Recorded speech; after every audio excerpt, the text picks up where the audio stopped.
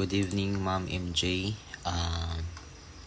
Tonight, I will be presenting again the update version of my React application. So, recently or previously, my project is contain only a registration form, which is katurang registration lang sa user. Then, kaninga version, ako siyang gi-extend into student directory. Nagana ko gamayng files lang, gamayng features.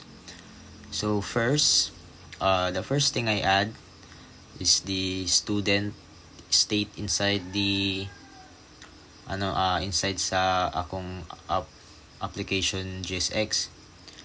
So kaninga siya nga state, diri nako ma-store ang registered student sa array. Instead of storing the data inside the registration from the component, place na ko siya into the parent component. Then, and there, which is the sulod sa akong registration form or the container, I pass the student array and set student function to the child component.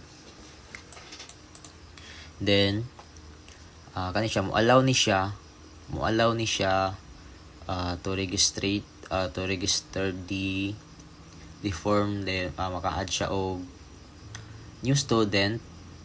Dayon it can be student list to display, and also can delete the student. And the next, sa akong registration form, I add also several features here, which is every time si user is mag-input, it will automatically ma-stored siya sa data kung sa input sa users diary sa full name, email, and the course. And also sa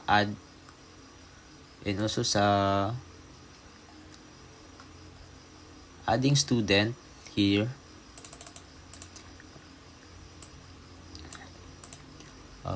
it also can submit, set the student, and then return to the spread all the copies, all existing student, append the new student to the end of the array. So this one will be the handler.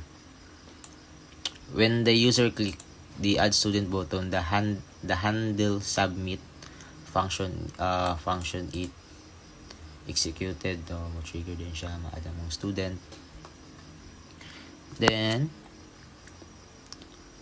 sa student list,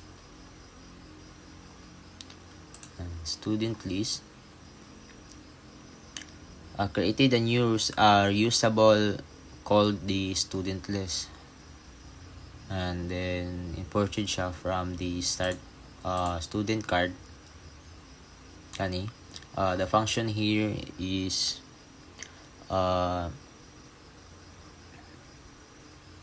to display the student nga na-register dito sa akong registration form. Instead of displaying one student, so ma-display siya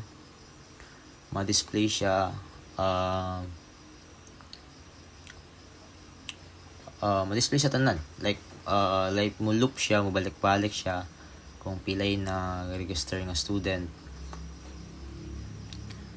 So here, i-try na to ang final output, which is you can add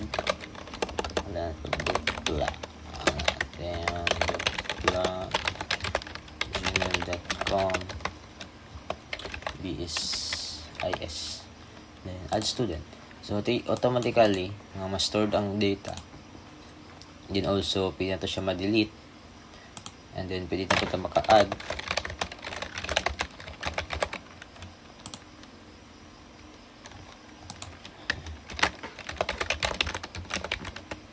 So those are the validation of also sa sa user so hindi siya magbutang og gmail.com or the @gmail. So siya pwede siya ma-delete nimo. And that's all.